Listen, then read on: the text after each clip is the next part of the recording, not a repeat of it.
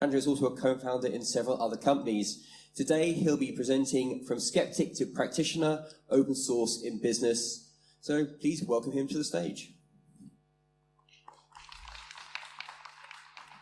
All right, now, I guess. All right, thanks for the introduction and thanks for having the patience to sit for my speech here. I saw that a lot of people have rushed away, but I think let's do best whatever we can. So I'll just pass through my experience about how I was very skeptic about open source in my starting of my career and how I became a practitioner of it. And at this stage, I don't see any other way of doing a business in the software area. So I'll just run through my experience. I just run through what changed my mind, how I changed my mind about this one, and how I became a very strong believer in this one. First of all, I thank all of my team who helped me in making this presentation. So you can meet some of them there in the booth 17 in the orange hoodies there, so same outfit. So please visit us. And first of all, I would like to thank everybody here. So, anybody who don't know this guy,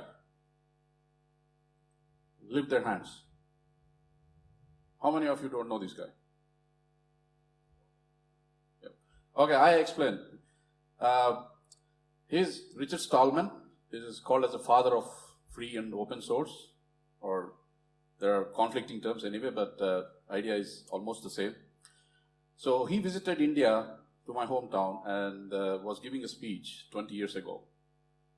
And I was a very young, arrogant software engineer at that time. I was working for an IT company, and all that we learned was everything was behind the access control. We were getting salary for writing some proprietary software, very confidential client who is somewhere from USA or some west part of Europe. And we all were invited to his speech at that time. And I was sitting there among 1,100 other people. And he was giving speech about free software, open source software and all that. I got scared. I liked his outfit though at that time, but I got really scared because that's where I was getting salary for, and this guy is trying to steal it. So I was bold enough at that time, at the same time, whatever I was. So I stood at that time in the middle of the meeting and I said, this is stupid. This is stupidity, and just walked away.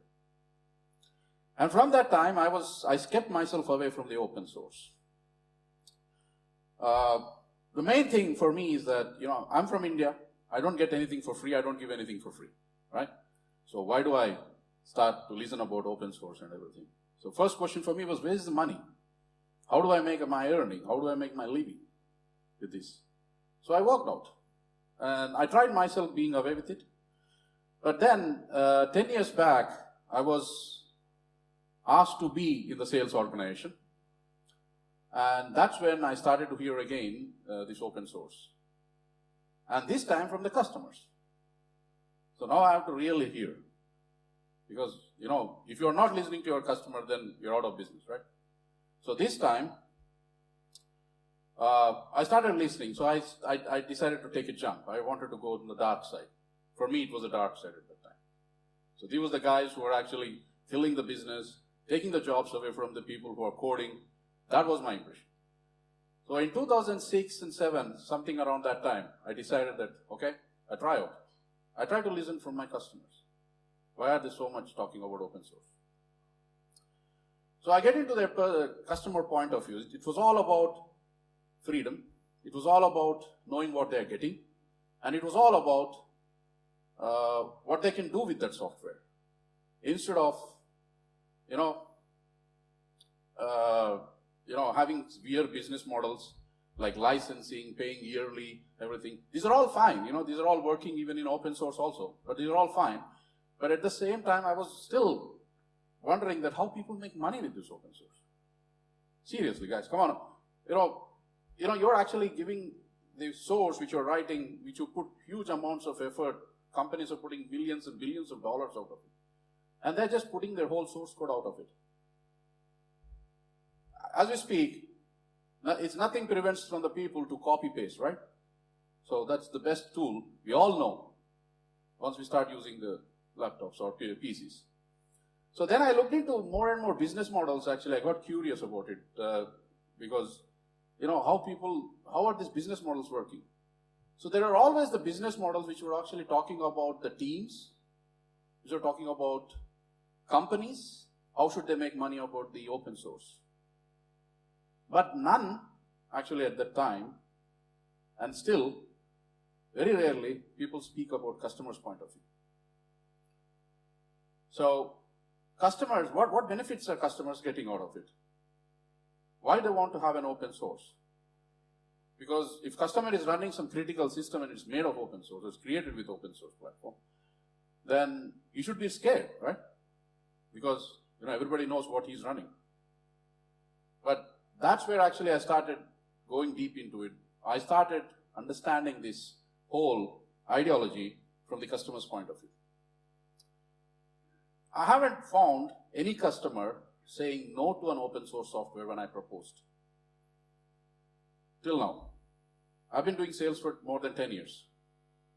But when actually I said that it's a closed source, which I'm going to sell or which I'm going to use, they always requested audits. Always requested the background of the company. They always requested the authors. They always wanted to go deep into, who created it. But when I say it's open source, it was like a green channel, like you go there inside. Nothing. There were no questions there. Right. So I spoke about freedom. I spoke about the freedom of the customer. I spoke about why customers wants to have it more and more. So I also sold means I have a company which actually creates the proprietary software or a closed source software. And it's my personal experience. I have a startup. We struggled a lot to sell a first license of that technology. We have to undergo a company evaluation. We have to undergo a license evaluation. We have to hire a third party, neutral party to review our code so that the privacy of the customer is protected. We have to undergo, we have to create an escrow account where we keep our code so that, if we are a startup, so if something happens to the startup, then they still can have a code. Every year there was a licensing terms that if there is some update comes and if we are supposed to update, we had a contract for maintaining the product for 5 years. And it has undergone huge amount of auditings. In the end, my profit was minus. So what happens? The analogy for this one is that you can take a bird and put them in the golden cage. Great. But you need to maintain it, right? You need to maintain. You need to give them a food every day, at the right time. You need to give them a water. You need to take care of it. And, because it's in a cage, it's quite depressed, obviously, because it's a free bird. But the customers became less demanding when I started selling them an open source. When a point I said, this is an open source, I don't have to do anything. I still got the same money for the license. But I didn't spend for auditing. I didn't spend any money for escrow account. I didn't spend any money for hiring a third-party neutral organization to review my code. So this is where I started to think, guys, this is great. This is where the value lies. Because customer feel empowered when he has a source code in his hand for what he's running. When he knows what is it running. When he can look into the code, when he can hire somebody and look into the code, then he knows actually that, hey, I can trust these guys. And that's where actually the whole ideology have changed. I took a 180 degrees turn there for my. This happened real time. Well, the moment I said it's an open source, next day the contract was on there. And there is a license fee, the same license fee I use. I got the same license fee for the code. So this is the value of freedom. This is the value of freedom we provide for the customer. This is the value for freedom or the empowerment which we give it to the customer using open source. So I just tell one thing about is a personal story, is that I have 2 daughters, and I'm an Indian. I've grown up in India, so the current generation of India is much more open and free, but when I was grown up, it was very, you're not supposed to talk like that, you're not supposed to behave like that, everything was very strict.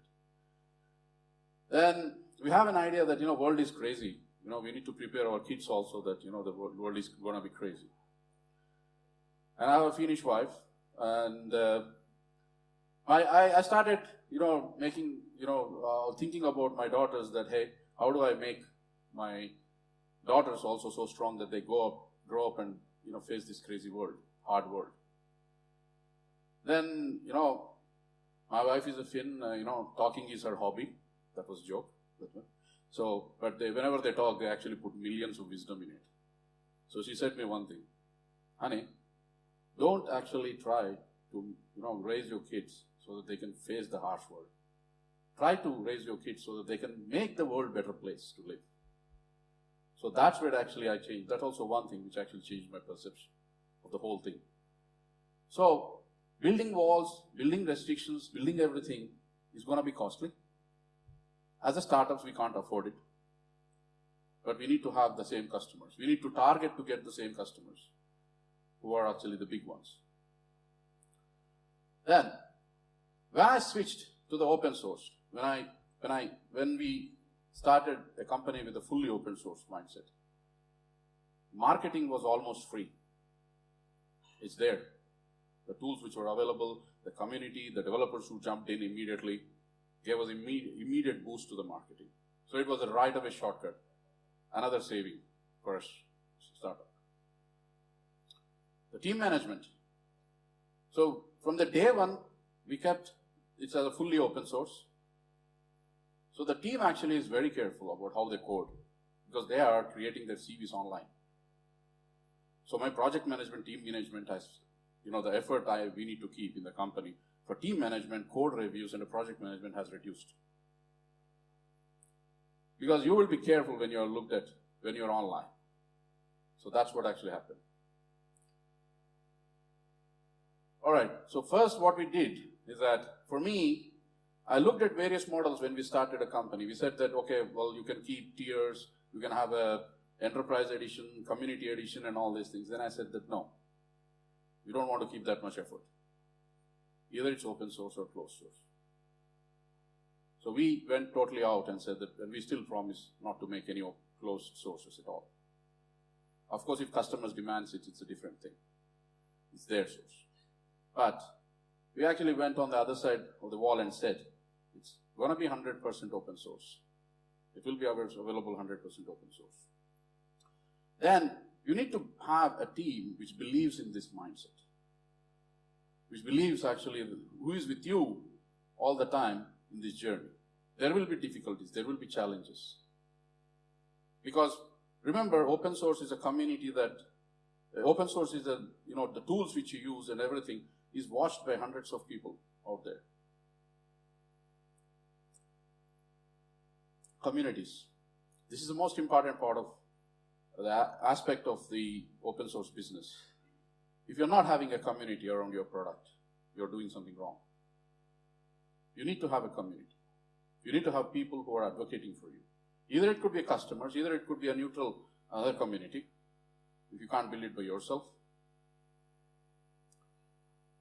Then always give back to the community. So whenever we actually used a component from other open source communities, either we actually supported them financially in one way or the other, or else we actually never believed in forking, or we actually didn't copy it. We basically believed in giving it back. So we always contribute upstream and we convince them that please take these changes into our mainstream so that we can use it next time when they release it. So we went with this way. So that we are also building the other ecosystems. We are also supporting other open source. So by this, what I can actually say is that it's not about, leaving your source free, leaving everybody can copy it and all that. It's all about how you are empowering your customer. It's all about how much you are building trust with your customer, because the trust is everything. And as a customer, if I'm buying from somewhere else, I really would like to feel empowered about it. I really would like to know what I'm using, how I'm using it. And this is what the value of it. And the customer gets all this feeling. And these are all subjective feeling, guys, and we are all human beings, right? The people who are making decisions still in the companies are human beings as of today. And I think it will be for next 5 years. After that, I don't know who takes the decision.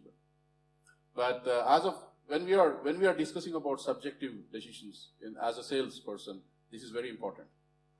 I can't actually put all the facts and say that this is why we are best, so give me a contract, dear customer. I can't do that. So there is always a subjective feeling there. So customers feel empowered, customers feel open, customers feel that, okay, they trust it because it's open source, they can see the code, and they're ready to work with you more and more. They always came back to you. I can tell you in the 2 years of the company where I started the open source, I got more customers than the company which is closed source, which I'm running for 5 years. Yes, product could be different. There are all other aspects which could affect it. All that. So if I turn back to 20 years back, actually I'm ready to say and I'm open to accept that I was stupid. And now I'm actually working on, I'm proud to be a company or a founder of a company which believes in open source and which has its own full product in open source. And what I conclude is that I come from the customer's point of view. I'm not from the developer's point of view talking here. I'm not talking from the organization's point of view, startup's point of view. I come from the customer's point of view because I heard them a lot. 99% of the time, they accept open source. They feel empowered about it. They value it. So as an entrepreneurs, as a startups, I think it's our responsibility to create a world where customers feel empowered, customers feel open, customers feel that their freedom is valued in this by purchasing something. You can still have the same price. You can still have the licensing model and everything. That works. If there is any questions, I'm there standing in the booth or here I'm there. I think I finished earlier than the time allocated for me, so I'm open for the questions.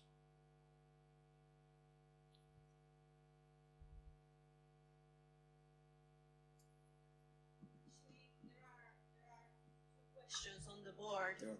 Maybe it's hard to see, so I can read them out to you. Right. I can see them here if you want. Do you have them there? Yeah. Let's have a look. Well, you don't need this mic. You have your own. He says, let's have a look. Okay. So, question one. Who gets the benefit, the money, using open source software? Who gets the benefit using open source software? Okay. Well, we have an open source project and we are actually using open source. So we built from a different open source component, a complete, I would say, a platform which could render to a particular group of the customers. And who gets the benefit? In the end of the day, the customer gets the benefit. Because he knows what is he getting. He knows he has a freedom to make it work as he wants. Not what I would like him to do it. Like for example, I give an example. So I have a customer and I'm selling him the software. So if it is closed source, then I actually dictate how he should use the software. It should be the other way around. He is my customer. If I'm a customer stage, I would like to use the software as I like.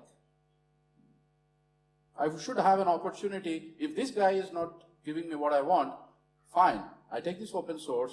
Thank you very much. I pay your license, whatever it is. Thank you very much. But I will recruit another developers who actually can convert this software into something which I can use. So this goes back to my same principle that you want to put the customer in the cage or you want to leave them free. If you are best in the world, no matter what, even though your source code is full, and even though your source code is free, customer will come back to you to pay something. We did an experiment actually, I'll tell you that. We allowed 2 days in our company 4.5 years back. It's a paid software, we actually allowed customers to buy it and put the price on it by themselves. So if customers don't want to pay anything, they are fine. They can get for 0 euros. There was no marketing gimmick on it, anything. And in 2 days, we actually sold a lot of licenses, and we took the average of those price, and we decided the price of that product. The value lies in the customer's eyes. It's up to us to give them power, freedom to decide about it. And the second question here, how can a startup company build trust other than using open source? Like small, no existing customer base or reputation? How startup company build trust other than using open source? Small, non-existing customer base and equity. Okay, so this is my experience. I can put my experience into it. So we built the product. We worked on a product for 6 months. We built the product. This was a closed source. I went to a big customer here and I said, hey, I have a product which could solve your problem. This one. You have this problem. This will solve it. It took me 2 years to get a contract. A first cent in my bank account. 2 years. Enormous amounts of lawyers and all that. And trust me, startups don't have money for lawyers. With all due respect. They should have lawyers, but they don't have money for it. So I was sitting against 50 lawyers of their organization in an agreement and arguing. It took us 2 years to get the code reviews, license reviews, third-party code reviews so that the privacy is protected. Then finding an escrow account where we keep the source code. 2 years for me to get a first money into it. But I will say that we started at the same level with the zero money, zero cost and everything, but with an experience of 2 years of running a company and with a fully open source. I had a customer even before we registered the company. Because you need to discuss with the people. You need to be part of community. This is where the community part comes into picture. You need to be part of the community. Make yourself heard about it. And say that out loud that you're an open source company. But at the same time, then, I'm not saying that open source will actually get you there, but open source will make people trust you better at the first stage.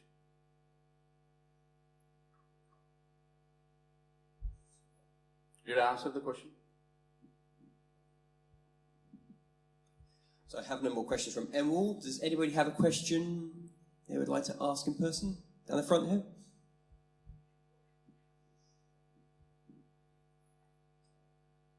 Thank you very much. I really enjoyed listening to your talk. So I'm also dealing with open source, and I have a question in particular with licenses. So when we use open source in some applications, we need to do license analysis and so on. Can you comment on this? How much of your work is dedicated to license clearing and things like that when you have conflicting licenses like BSD and GPL and things all mixed into one product? Okay, so we took a bit of a different approach here when we did. So we started with the MIT, which is the most liberal. Then we grew. It's a small experiment where we started. So we started with MIT, then it grew. So starting after 1.5 years into the journey, we realized that, okay, it's becoming giant. And there was organic contributions coming from the community. It became our responsibility to protect our interests. I do have investors, by the way. I do have serious investors who are from the financial background, who don't know anything about open source. Okay? All that they have is the trust on the team. So it's my answer to actually get back to them also. So what we decided is that the first thing, what I thought is that a developer, he's putting effort and contributing to our project. How do we protect his contribution? Because all that people want, at least the first thing we can provide is an acknowledgement. So we went with a different approach here. We looked into LGPL, we looked into MIT. We actually had an enormous amount of discussions openly on a GitHub. There's an issue we raised and open for a public discussion. Martin, everybody knows, I think, here. So Martin helped us a lot here in this. He has put his comments there. Finally, we have chosen EUPL license. The first reason for us to choose is that my motivation to choose that one is that the developers who are actually contributing to this project should be acknowledged, at least that one. The second one is it should have a network effect. The third one is that it should be very clear. I've been reading licenses for 5 years. I never understood the licenses unless I had a lawyer to explain to me. But EUPL was the first license which gave me a very good clarity. And it's totally compatible with LGPL. So, and it's available in 29 different languages, very well documented. It's been done by European Commission. You know, this is one of the best things they did by having this one. So this is, I would recommend people to look into it. I'm not saying that that would suit every business model. That might be one direction to look into it, because I think that's, what I found is that that is actually focused on developers. That is basically focused on, it provides the same empowerment what LGPL can give to the customers, but at the same time it's more pro towards the developers. It's more friendly. Any more questions? No? In that case, thank you very much. Thank you. Thanks, Ash. Thank you Chandra very much. Challagonda.